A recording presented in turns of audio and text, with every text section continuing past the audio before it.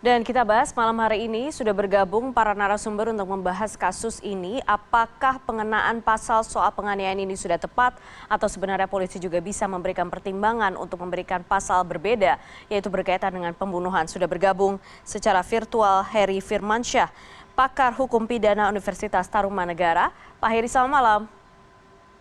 Selamat malam Mbak Putri. Terima kasih Assalamualaikum. banyak. Waalaikumsalam warahmatullahi wabarakatuh. Terima kasih banyak sudah bergabung malam ini. Kami juga sudah mengundang Kapolrestabes Surabaya tetapi belum bersedia untuk berkomentar karena masih melakukan pendalaman kasus. Dan Pak Heri, tadi sudah ada beberapa informasi yang disampaikan oleh tim kami yang mengawal kasus ini di Surabaya. Kalau misalnya dilihat dari beberapa pertimbangan yang muncul hasil otopsi yang sudah disampaikan pihak kepolisian sendiri, apakah memang layak untuk diberikan soal pasal penganiayaan 351 atau sebenarnya bisa dipertimbangkan untuk memberikan pasal yang tingkatannya lebih jauh yaitu pasal pembunuhan 338, Pak Heri? Ya, begini Mbak Putri, bahwa pasal penganiayaan dengan luka berat ini kemudian yang menimbulkan kematian, itu kadang memang bersanding dengan pasal pembunuhan. Hmm, Jadi kalau dalam praktik memang ini kita pahami agak sulit memang untuk bisa menjelaskan mana masuk bagian yang pembunuhannya, mana yang masuk kepada penganiayaan yang mengakibatkan luka berat tadi. ya, Kalau penganiayaan dalam konteks ini kan masuk dalam konteks dia melakukan sesuatu yang berkaitan dengan tindakan yang ke arah tubuh ya dan hmm, membuat luka akan orang. Tapi kalau dia melakukan pembunuhan berarti menghilangkan nyawa orang lain. hmm, Nah, kemudian putusan Mahkamah Agung terkait dengan jurisprudensi nomor 1 tahun 2018 rasa-rasanya bisa diketengahkan dalam perkara ini, Mbak hmm, Putri, bahwa dalam putusan tersebut dinyatakan kalau berkaitan dengan merampas nyawa orang lain dengan sengaja itu bisa dilihat dari dua hal, ya, Mbak Putri. Yang pertama dengan menggunakan alatkah dia? Nah, kalau alat itu misalnya senjata tajam kah atau dia menggunakan senjata api, di kasus ini kan ada alat yang digunakan ya. betul. Entah itu dia memukul dengan botol tadi minuman kerasnya, kemudian juga Menabrak melindas ya. dengan sengaja tentunya kan. Walaupun tadi dalilnya dia pakai bahwa dia sedang mabuk gitu kan dalam keadaan kurang kesadaran karena mengkonsumsi minuman keras. Nah, ini yang kemudian yang kedua adalah yang dia sasar adalah organ vital dari si korban. Apakah itu dada, apakah itu bagian kepala ataupun perut. Nah, dalam konteks ini kan yang kita tadi sampaikan juga di awal dari kronologi dari CNN Indonesia itu kan menyampaikan bahwa dipukul di bagian kepala kan Ya, kepala sebanyak dua terlebih kali. dulu. Hmm, Nah, ini kalau kita menggunakan pendekatan dari jurisprudensi Mahkamah Agung nomor 1 tahun 2018 tadi saya katakan ini bisa menjadikan keyakinan yang lain bagi penyidik. Saya tidak kemudian memblaming bahwa penyidik tidak profesional ya, tapi sangat mungkin ada satu keadaan di mana satu tindak pidana yang serupa tapi tidak sama, sehingga agak sulit untuk membedakannya tadi Mbak Putri. hmm, Maka perlu dalam hal ini kita mengatakan kepada penyidik tidak hanya melihat dari kronologi yang disampaikan atau keterangan yang disandarkan hanya dari si pelaku. hmm. Jangan-jangan sampai muncul pasal 359 itu karena dia menjelaskan bahwa saya mengkonsumsi minuman keras, sebelumnya mungkin bersama si korban di atas, kemudian akhirnya dia melakukan tindakan tadi. Nah, ini kan yang kita tidak inginkan sebenarnya. Hmm, hmm, Jangan sampai tadi perspektif yang dibangun kronologinya hanya mendasarkan semata-mata dari keterangan si pelaku saja. Padahal bisa saja keterangan saksi tadi kan banyak didengarkan juga oleh ya, eh, pihak dari penyidik kan, kemudian ada kerekaman CCTV Mbak Putri ya. yang kemudian bisa jelaskan banyak hal walaupun CCTV bisa saja masuk dalam konteks yang dia bukan direct evidence ya. Jadi Hmm, dia perlu untuk dijelaskan lagi lewat alat bukti yang lain. Tapi itu tidak soal. ya. Tapi yang ingin disampaikan adalah bahwa hukum yang benar adalah hukum yang berkeadilan dan Hmm, dalam konteks ini tentunya keadilan korban lebih diutamakan ya. hmm, Walaupun pelaku juga punya keadilan versinya sendiri.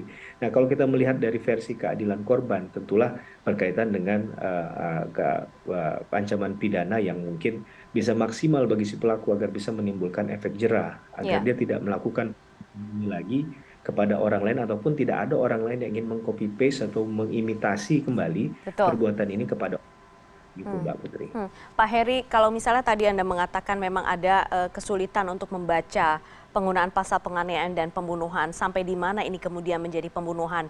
Apakah kemudian itu yang mungkin sering dijadikan celah, dugaan saya, oleh beberapa orang yang memang berkepentingan dalam kasus ini misalnya?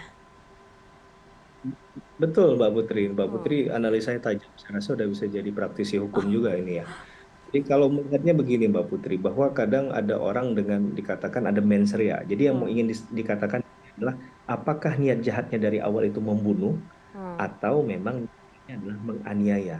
Nah ini yang perlu hati-hati betul dilakukan oleh teman-teman penyidik ya. Hmm. Sehingga bisa kemudian menyimpulkan pasal apa yang tepat untuk dikenakan kepada si pelaku terkait dengan unsur-unsur delik yang akan diuraikan begitu ya. Tapi untuk pasal 359 KUHP ini kan sebenarnya pasal yang banyak digunakan di Undang-Undang Lalu Lintas Angkutan Jalan kalau saya nggak salah Mbak Putri. Bicara Kelalaian tentang ya. kelalaian.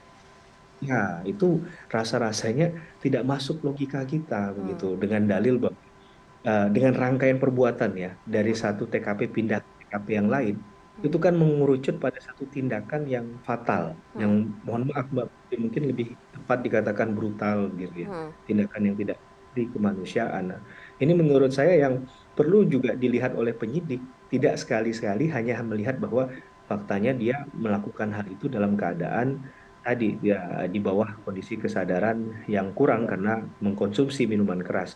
Itu bukan dalil untuk yang Hmm. kemudian mengatakan ada unsur kelalaian karena dia menggunakan mobil, dia menabrakkan orang, masa dia nggak tahu di depan itu ada manusia begitu kan. Ya. Bahkan terseretnya meter Mbak Putri. Kalau orang nggak sengaja, Hmm. mungkin saja ya, sentimeter mungkin atau berapa 1 meter lah paling jauh begitu kan. Tapi kalau sampai 5 meter, saya rasa agak sulit untuk bisa mengatakan bahwa orang itu sedang tidak berniat Ya. melakukan Atau tindakan yang kelalaian gitu ya, tidak mungkin ya. betul Mbak Putri Hmm. gitu. Hmm. Logika akal sehat kita harus dijaga dalam perkara ini ya. Gitu. Hmm. Hmm. Pak Heri, kalau misalnya melihat sekarang polisi mengaku masih sedang melakukan pendalaman kasus dan juga tidak mau berkomentar ketika diminta untuk bergabung dalam dialog malam hari ini. Tapi pengubahan pengenaan pasal itu memang mungkin saja terjadi ketika eh, eh, rekonstruksi dilakukan dan ada pengembangan beberapa hal yang terlihat dalam rekonstruksi itu. Ya, saya rasa begini Mbak Putri, bahwa tidak ada yang dalam tanda petik ya Mbak Putri, mengharamkan perbuatan itu ya untuk Hmm. kemudian koreksi pasal sebelum bahkan naik ke persidangan kan. Ya. Yang penting dia belum sampai kemudian dibacakan dakwaan yang kemudian dianulir itu secara KUHP memang tidak diperbolehkan. Ya. Tapi masih dalam penyidikan, ini juga namanya yang juga melakukan penyidikan kan seorang manusia bisa saja khilaf lupa. Kita pahami. Walaupun tadi polisi sudah berusaha sangat semaksimal mungkin profesional ya Hmm. dalam konteks ini, itu juga kita kita yakini lah karena kita juga ingin ada intervensi karena yang bersangkutan kita tahu dari informasi dari banyak media adalah anak dari seorang anggota DPR ya, Betul, anggota betul. legislatif. Kita juga tidak membuat kemudian penyidik menjadi tidak mau mendengar apa yang disampaikan oleh katakanlah pendapat banyak orang ya, halayak umum ya. Ya. Terutama misalnya kalau kasus Mario Dandi, ya Hmm. dahulu kan sempat menggunakan pasal yang rasanya kurang greget begitu kan. Ya. Ya. Kemudian Mahfud berbicara, kemudian banyak orang menyuarakan hal yang sama, kemudian akhirnya yang dikenakan adalah penganiayaan dengan mengalami luka berat, Hmm. walaupun tidak menimbulkan alhamdulillah korbannya tidak sampai hilang nyawanya atau meninggal dunia. Nah, Ya. tapi dalam konteks ini lebih fatal lagi, Mbak Putri.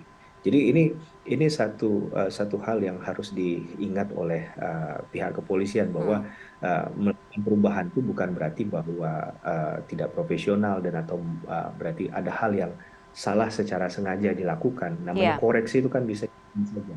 Nah, selama itu belum ketok palu, belum sampai pada apa masuk kepada ranah persidangan, saya rasa ini pun masih bisa dikoordinasikan dengan teman-teman jaksa kalau memang nanti perkaranya langsung lanjut ke P19 menuju P21 ya sebelum Ya. persidangan ya Mbak Putri. Ya. Pak Saya rasa Heri, itu masih memungkinkan gitu ya. Pak Heri, kalau misalnya ini kemudian bagaimana sekarang publik bisa mengawal kasus ini, Pak Heri?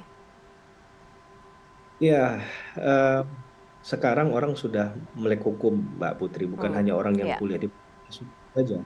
Dan rasa-rasanya untuk kasus-kasus yang menarik atensi publik, tidak ada salahnya bahwa teman-teman penyidik ataupun dalam hal proses persidangan pun bisa dikonsumsi publik dengan batasan yang jelas dari Kitab Undang Hukum Acara Pidana ya, Undang-Undang 8 ya, 1981. Tapi sekali lagi yang dituntut oleh netizen, masyarakat luas, tentunya keluarga korban adalah keadilan. Nah, itu yang harus dicerminkan dalam proses penegakan hukum ini, yaitu keadilan substantifnya tadi, Mbak Putri. Bukan ya. hanya keadilan prosedur berupa sudah melalui proses lidik, sidik, dan lain Hmm, sebagainya. hmm. Bukan itu yang sebenarnya hanya yang diminta oleh khalayak umum, tapi bagaimana proses ini benar-benar menegasikan bahwa keadilan bagi korban itu Ya, nyata adanya, walaupun ya. korban sudah tiada. Tapi proses untuk menuju keadilan itu tetap ada dan marwah keadilan dijaga betul oleh aparat penegak hukum sehingga tercermin dalam putusan pengadilan. Kalau ini sampai naik ke pengadilan adalah putusan yang mewakili kepentingan korban, Ya. bukan lagi kepentingan jaksa atau kepentingan penyidik ya, tapi Hmm. kepentingan korban. Oke, baik. Kita tunggu sekarang perkembangannya seperti apa. Keadilan kepada korban, keadilan untuk korban itu yang harus dipegang. Dan sekali lagi kami juga sudah berusaha mengundang Kapolrestabes Surabaya, tapi tidak bersedia bergabung dalam dialog pada malam hari ini. Pak Heri, terima kasih banyak sudah bergabung malam hari ini. Sehat selalu, Pak. Amin, Mbak Putri juga. Assalamualaikum warahmatullahi Waalaikumsalam wabarakatuh. warahmatullahi wabarakatuh.